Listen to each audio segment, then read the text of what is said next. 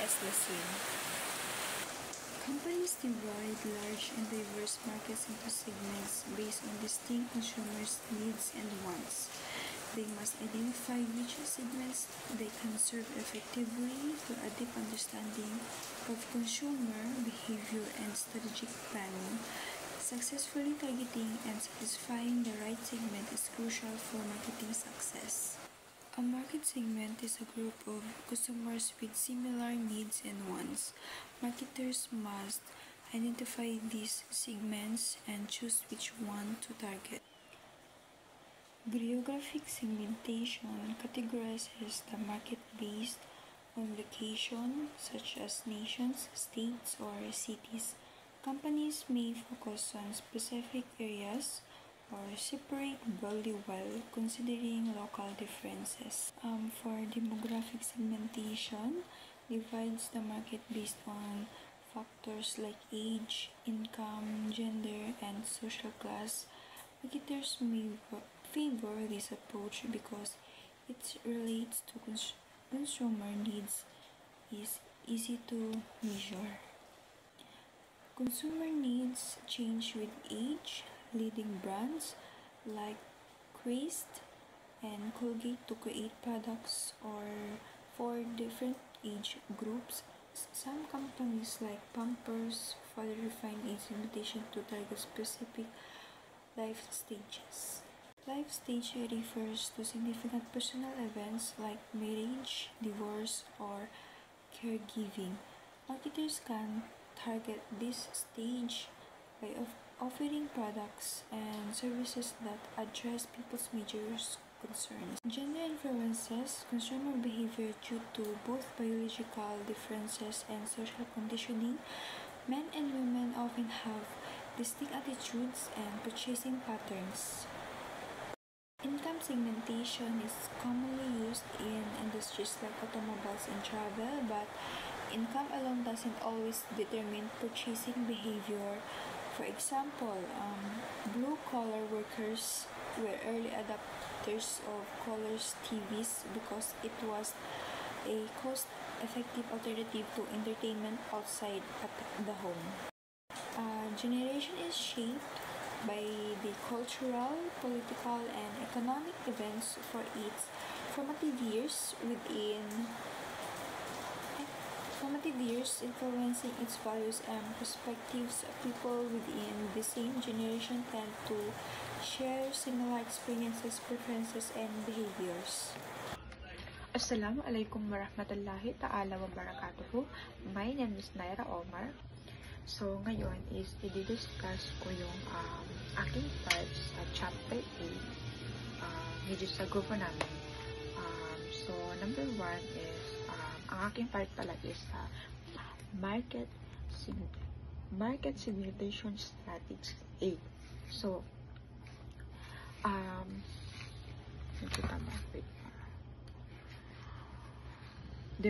demographic segmentation fundamental is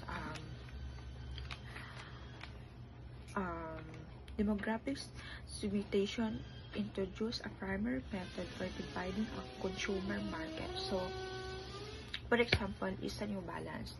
So, di ba, sa New Balance na brand, which is ang shoes, is karamihan sa kanilang product is magaan.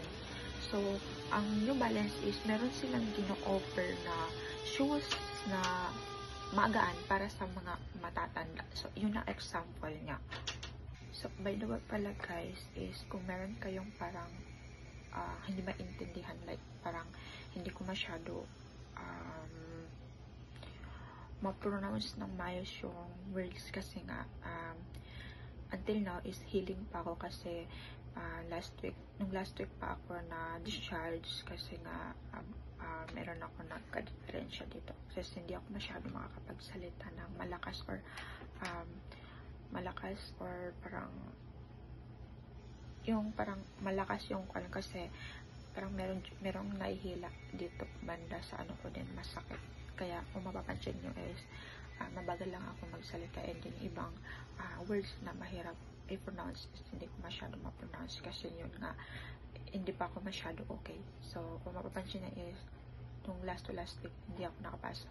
Hindi ako masyado nakapag-aral. So, yun din ang dahilan kung bakit hindi ako nakapag-report nung aming report nung unang report namin. So, number 2 is advanced demographic segmentation.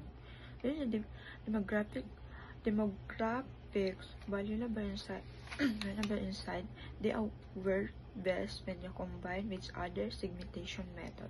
For example, is sa Nike uses both demographic, age, gender, income, and psychographic, lifestyle, fitness, and interest to target like iba't ibang uri ng bumibili or consumer or customer. So yan. So ito po yung number 3 is marketing insight, trending up and down and over. So meron silang tatlong number 1 is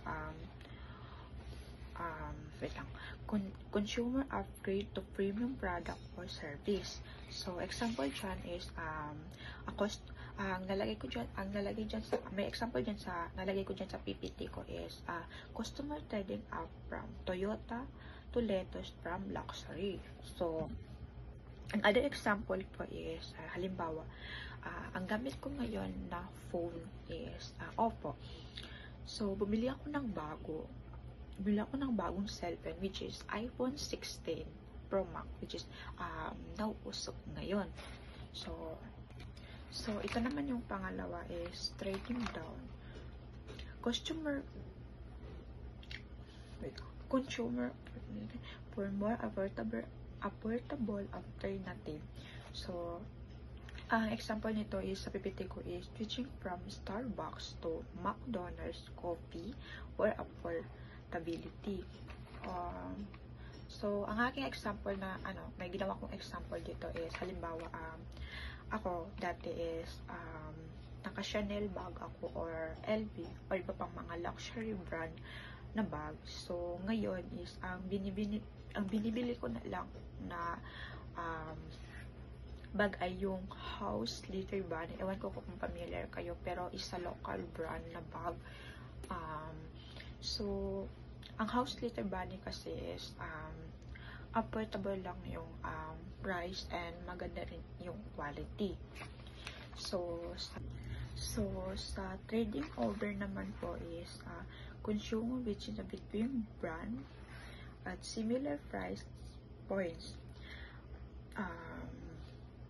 For example is halimbawa is ang shoes ko ngayon is Adidas. So gusto ko bumili ng bagong sapatos. So ang binili ko is Nike. So ibig sabihin nun is parang siya, magka-same price din naman kung gets nyo ba, parang magka-similar din sila ng price and branded din silang lahat, and hindi rin magkalayo yung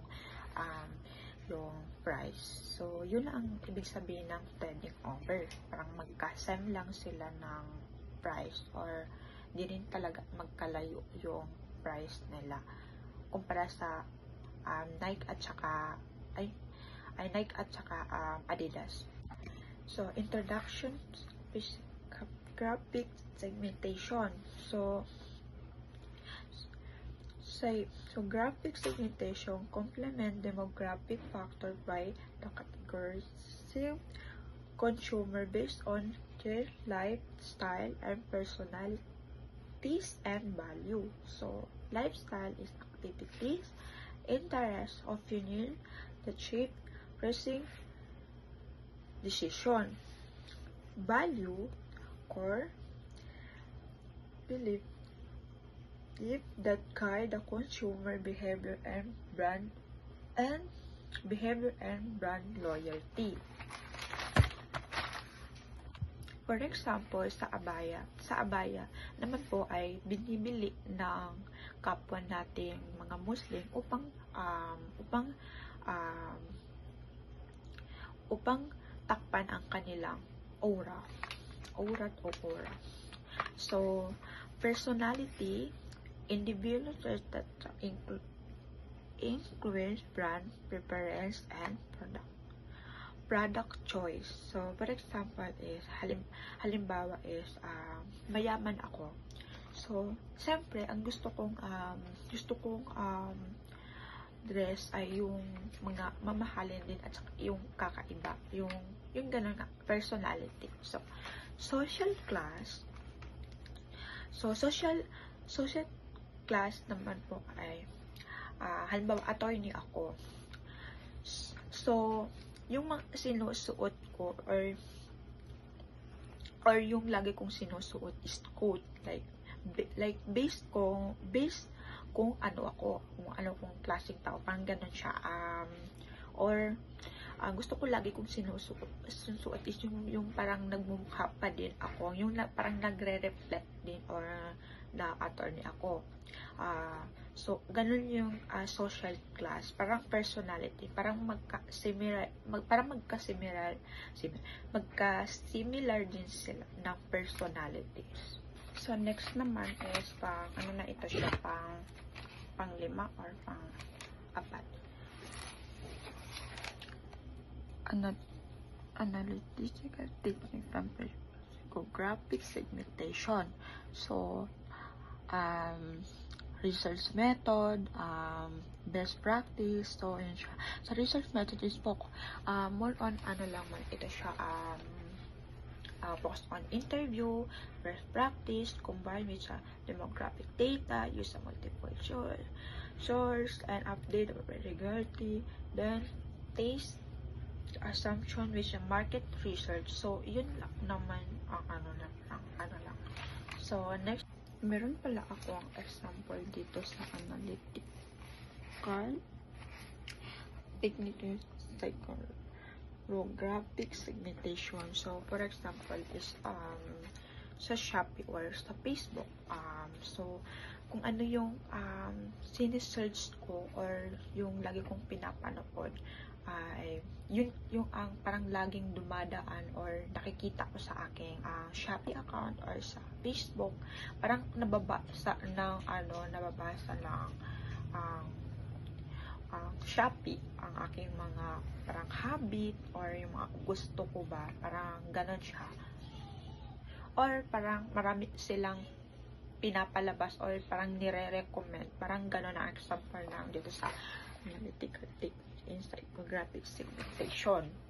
So, next naman ay dito sa introduction to behavioral segmentation. So, meron silang 4 dito. First, sa behavior, usage rate, loyalty status, and benefit source. So, ang una is first choose behavior. So, dapat alam mo yung timing or marunong ka ng timing. So, pangalawa is usage rate. So, like halimbawa, sa isang product or sunscreen, dapat yung sunscreen na nasa say, as a marketer, dapat alam mo kung ilang beses magamit ng consumer or customer yung pabenta mong sunscreen or ilang days nilang magagamit. So, yun ang usage rate.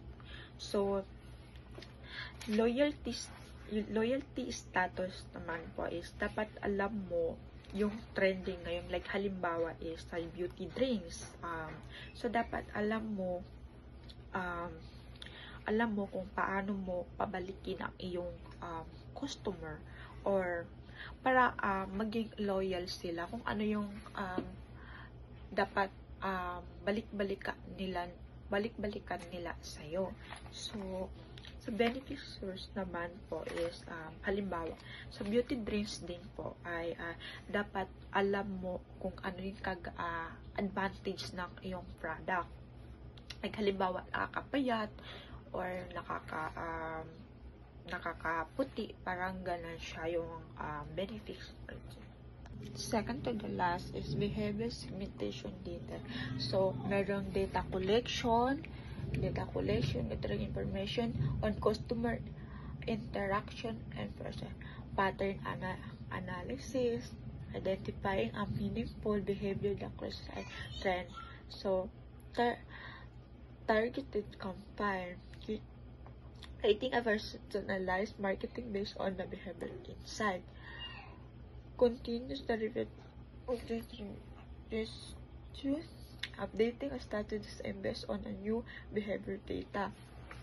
So, andito sa target campaigns is halimbawa sa gatas ng baby, which is yung Nestogen, like meron yung sa carton lang Nestogen is meron nakasulat doon na 0 to 6 months and 6 to 12 months, kasi iyon ang target mo. So dito naman sa this sa continuous repeatment, so dapat always mo din gina-updating ang iyong halimbawa parang dito sa beauty soap, parang always mo like year or nung gina-update, like pinapalitan mo yung parang ini-improve mo siya, ganon. Ito po yung last is synthesis and evaluation of segmentation approaches. So the most effective market segmentation strategies include demographics, psychographic, and behavioral methods. Segment should be evaluated based on measurability, accessibility, and substability and actionability to ensure they provide the foundation for the effective targeting and strategy formula. So ito yung kung nakikita nyo ba, organized segmentation include the approach using the multiple method, customer understanding, comprehensive view of target market, effective targeting efforts in the marketing on the right segment. So ang example ko dito is dito sa right segment. So example is sa uniform ng NDO. Sa uniform ng NDO is hindi mo pwede bentahan yung mga student lang CSU, di ba? Kasi hindi rin nila magagamit, at saka so ang ibig sabihin nun is ang target mo lang is yung mga student ng NDU. So yun ang parang effective targeting. So yun, example is uniform, like sa uniform ng NDU is ang target mo is yung mga student ng NDU, kasi hindi mo naman pwede bentahan yung mga student ng CSU. So yun lang ang aking part. So class. Good day everyone, I am Princess Lynn P. Basit. Now let's move on to basis for segmenting business markets. Business markets are segmented using similar variables as consumer markets, such as geography and usage rate, but also include additional factors like demographics, operations, purchasing approaches, situational factors, and personal characteristics. For example, a laptop company can segment its market by industry, company size, and needs. Segmentations happens in 2 steps. First is naked solution, which is identifying broad markets. Second is the discretionary options. Discretionary options refining the segment based on needs such as upgraded ROM, extended warranty, premium software, or priority customer support, available for an extra charge. Experts recommend flexible market solutions, offering a core product with optional adds-on. For example, the laptop company. The laptop company can provide a basic model with extra cost options like ROM upgrades or extended warranties. Next is market targeting. Market targeting involves selecting the most attractive segments to focus on after segmentation. In Table 8.6 outlines Roger's best 7-step segmentation process, which helps businesses identify and evaluate these segments effectively. The 7 steps are: first, needs-based segmentation. Needs-based segmentation identify groups of customers with similar needs. Second is the segment identification. Segment identification define each segment based on demographics, lifestyles, and behaviors.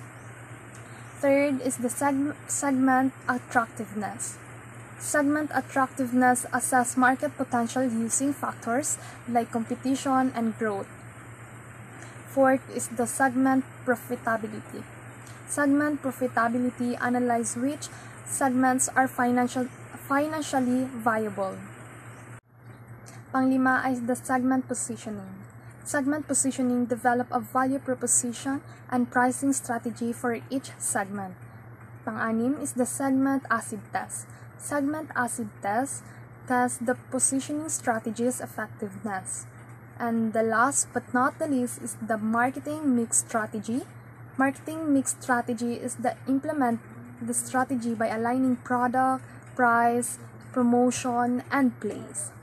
Now let's move on to effective segmentation criteria.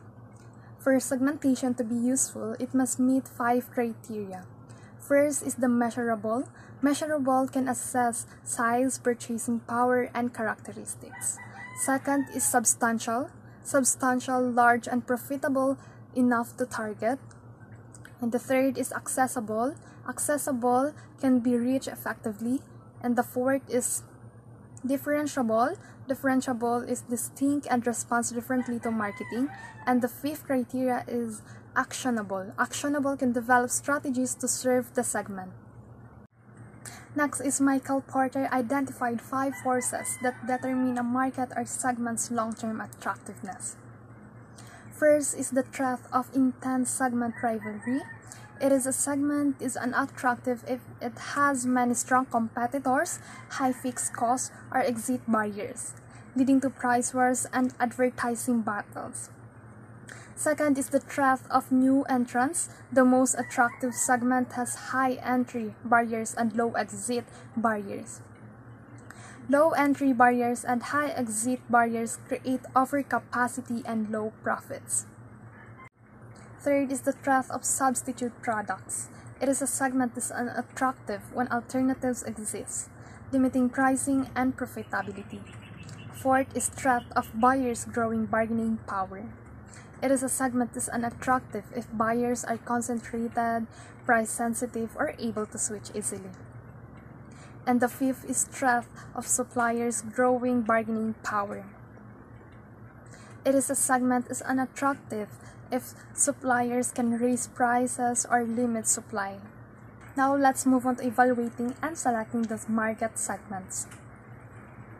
Firms evaluate market segments based on overall attractiveness and alignment with company objectives and resources. Full market coverage. With full market coverage, a firm serves all customer groups with all needed products. Only large firms like Microsoft, General Motors, and Coca-Cola can pursue this strategy through differentiated or undifferentiated marketing. Undifferentiated marketing or mass marketing is the firm ignores segment differences and targets the whole market with one offer. Using mass distribution and communication, this strategy lowers costs but is challenged by market fragmentation. Differentiated marketing. It is the firm targets multiple segments with tailored products and marketing strategies. For example, Estée Lauder markets different brands for various consumer preferences, and Hallmark customizes its products for different occasions and audiences. Next is the multiple segment specialization. A firm selects a subset of attractive segments even if they lack synergy, ensuring profitability and diversifying risk. Companies can focus on super segments where segments share exploitable similarities. For example, the symphony orchestras target culturally interested audiences, not just concert goers. Product specialization is selling a single product to multiple segments. Ang risk niya is the new technology may replace the product, And next is the market specialization. Serving multiple needs of a single segment, ang risk niya is that the segment may decline. Next is the single segment concentration. It focuses on one market segment. This strategy helps firms deeply understand customer needs, specialize in operations, and achieve strong market presence. If successful, they can dominate the segment and earn high returns. A niche is a smaller customer group within a segment offering unique benefits. Enterprise focuses on low budget insurance replacement rentals, while others target airport travelers. Niche marketers deeply understand their customers, leading to premium pricing. Tom's of Maine was acquired for $100 million due to its appeal to consumers avoiding big businesses allowing it to charge 30% more. An attractive niche has distinct customer needs, high willingness to pay that best satisfy them, profit and growth potential, and few competitors. With better marketing, even small niches can become profitable. And the last but not the least is the individual marketing involves segments of one, where customers actively decide what and how to buy, often designing their own products. Customization combines mass customization with personalized marketing, allowing firms to provide tools for customers to create their ideal products without needing prior data or manufacturing. However, customization isn't suitable for all companies. It can be costly, challenging for complex products, and difficult for customers who prefer pre-made options. Despite this, it has been successful for some products and companies. Now, let's move on to ethical choice of market targets. It requires careful targeting to avoid backlash. Some consumers reject labels that stereotype them, like singles disliking single-serve packaging or seniors rejecting old branding. Targeting vulnerable groups such as children or the poor can spark controversy. The cereal and toy industries have been criticized for marketing to kids, and online marketers face scrutiny for collecting children's data. Not all targeting is unethical. Products like Colgate Junior toothpaste and ICE theaters serving Black communities address real needs. The key issue is not who is targeted, but how and for what purpose. Socially responsible marketing benefits both companies and consumers. That's all. Thank you.